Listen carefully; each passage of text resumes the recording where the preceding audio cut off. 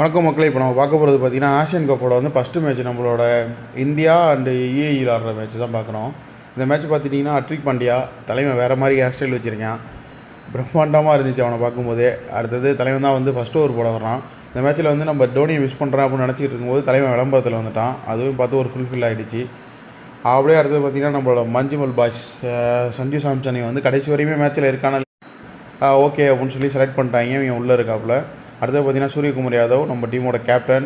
இவரை நம்பி தான் கொஞ்சம் மேட்ச் இருக்குது அப்படிங்கிற மாரி தான் போயிட்டுருக்கு. அப்புறம் பார்த்துட்டிங்கன்னா யுஏஇயில் வந்து வாசிம்னு சொல்லிவிட்டு அவங்க டீம் கேப்டனு. இவனுக்காக தான் மேட்ச் பார்க்கவே நான் மேக்ஸிமம் இன்ட்ரெஸ்ட் இருக்குது. இப்போ என்ன சொல்லியிருக்காங்கன்னா, பாகிஸ்தான் இல்லாட்டி இந்தியா 2 பேரில் யாரையாவது ஒருத்தங்களை நாங்கள் வந்து லீகில் ஜெயிச்சு கண்டிப்பாக உள்ளே வந்துடுறோம் அப்படிங்கிற மாரி சொல்லியிருக்கான். ஆனால் இவன் இருக்க வரையும் மேட்ச் தரமாக இருக்கும். நல்ல செம்மையாக டஃப்பு கொடுக்குற ஆள், செம்மையாக விளாடுவான், கிளாஸாக விளாடுவான். இவன் இருக்கிற வரையும் மேட்ச் பார்க்கலாம். செம்ம இன்ட்ரெஸ்ட்.